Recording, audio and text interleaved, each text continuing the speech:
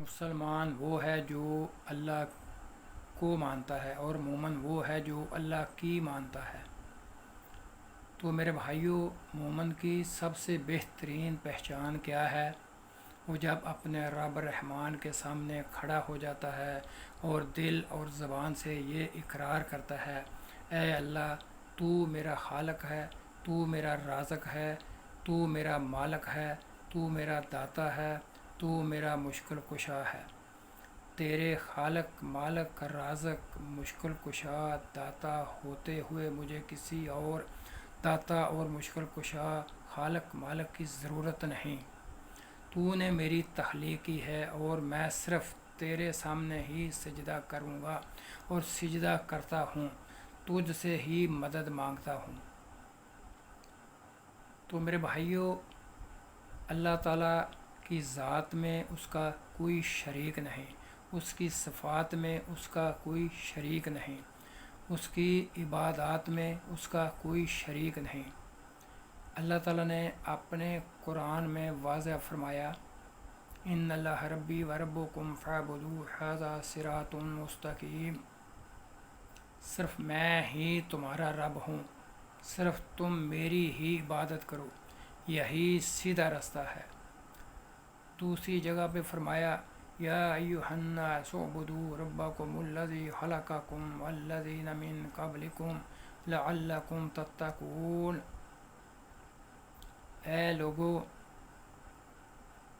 صرف ایک اللہ کی عبادت کرو جس نے تجھے اور تم سے پہلے لوگوں کو پیدا کیا تاکہ تم پرہیزگار بن جاؤ۔ تو میرے بھائیوں، ہم نے سچا مومن بننا ہے اور حضرت محمد صلی اللہ علیہ وسلم کی سنت کے مطابق زندگی بسر کرنی ہے۔ اللہ تعالیٰ نے اپنے قرآن میں حضرت محمد صلی اللہ علیہ وسلم کے لیے کتنا عظیم ارشاد فرمایا، یاسین والقرآن الحکیم انک لمن المرسلین۔ مجھے قسم ہے یاسین کی، والقرآن الحکیم کی، انک لمن المرسلین۔ اے نبی، تو بالکل سیدھے رستے پہ ہے، علی صراط مستقیم، جو سیدھا جنت کو جاتا ہے۔ تنزیل العزیز الرحیم، جو تیرے رب نے تیرے لیے مقرر کیا ہے۔ تو میرے بھائیوں، اس سے بہتر رستہ اور ہو ہی نہیں سکتا۔ اور یہ بھی فرمایا، اے نبی، جو تیری سنت کے مطابق عمل کرے گا، جو تیری اطاعت اور فرما برداری کرے گا، اس کو میں جنت سے پہلے نہیں چھوڑوں گا۔ وہ سیدھی سیدھی جنت ہے اس آدمی کے لیے جو حضرت محمد صلی اللہ علیہ وسلم کی اطاعت کرتا ہے۔ ابو بکر صدیق نے کس کی اطاعت کی؟ حضرت محمد صلی اللہ علیہ وسلم کی۔ تو کیا بنے سیدنا ابو بکر صدیق رضی اللہ تعالی عنہ؟ یہ مقام کیسے ملا؟ حضرت محمد صلی اللہ علیہ وسلم کی اطاعت سے۔ عمر بن خطاب کیا تھے اسلام میں آنے سے پہلے؟ عمر فاروق۔ تو جب اطاعت مصطفیٰ کی تو کیا بنا؟ سیدنا عمر فاروق رضی اللہ تعالی عنہ۔ عثمان غنی کیا تھے اطاعت سے پہلے؟ عثمان بن عفان۔ جب اطاعت رسول مقبول صلی اللہ علیہ وسلم کی تو کیا مقام ملا؟ سیدنا عثمان غنی رضی اللہ تعالی عنہ۔ علی المرتضیٰ کیا تھے اسلام میں آنے سے پہلے؟ علی بن ابی طالب۔ جب اطاعت رسول مقبول صلی اللہ علیہ وسلم کی تو کیا مقام ملا؟ سیدنا علی المرتضیٰ رضی اللہ تعالی عنہ۔ تو میرے بھائیوں، یہ اطاعت رسول کا مقام ہے، اتنا بلند مرتبہ ملنا۔ ہمیں بھی مومن بننے کے لیے حضرت محمد صلی اللہ علیہ وسلم کی اطاعت کرنی پڑے گی۔ تو میرے بھائیوں، ہم کسی ولی کے خلاف نہیں ہیں۔ شیخ عبد القادر جیلانی رحمۃ اللہ علیہ ساری عمر انہوں نے اللہ تعالیٰ کا قرآن اور نبی مکرم صلی اللہ علیہ وسلم کا فرمان پڑھ کے لوگوں کو سنایا، اور یہ نہیں کہا کہ میری قبروں کے اوپر آ کے میلہ لگانا، عرس لگانا، چڑھاوے چڑھانا، نظریں نیازیں پکانا، دیگیں چڑھانا، کنجر ڈانس کرنا، عورتوں کا ننگا ڈانس کرنا، چرس پینا، ننگ ترنگ ہو کے برے بے حیائی والے کام کرنا، ان کاموں سے انہوں نے منع فرمایا۔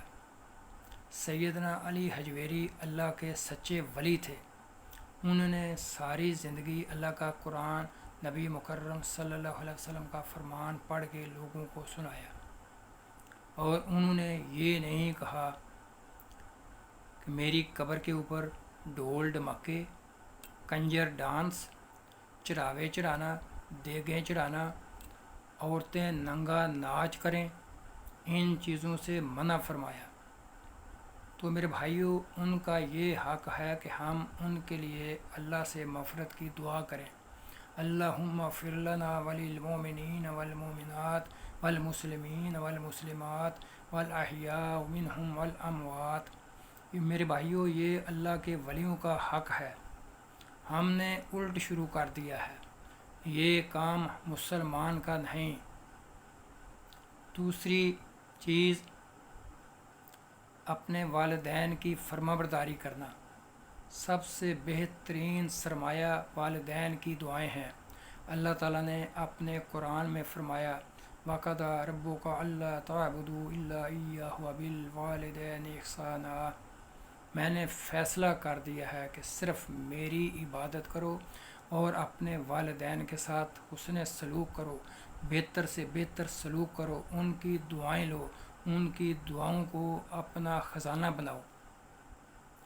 تو میرے بھائیوں، اس کے بعد حقوق العباد، پڑوسی کے ساتھ بہترین سے بہترین سلوک کرو، رشتہ داروں کے ساتھ بہترین سلوک کرو،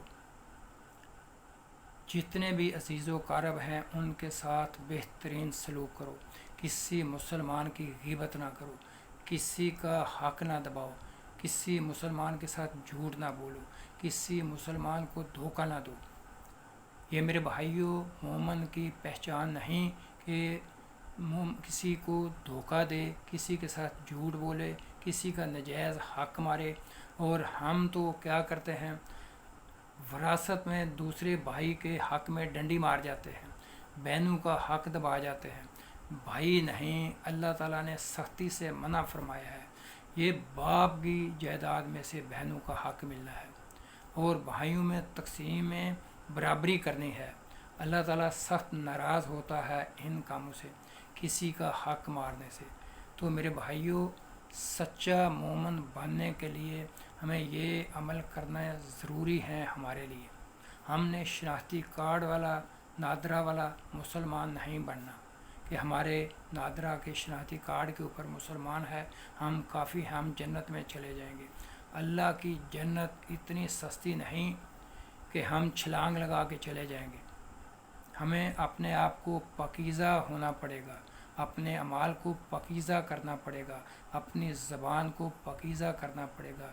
جھوٹ، دھوکہ، گالی گلوچ، نفرت، ساری چیزوں سے اپنے آپ کو پاک کرنا پڑے گا، پھر جا کے ہم اللہ تعالیٰ کی جنت کے حقدار بنیں گے۔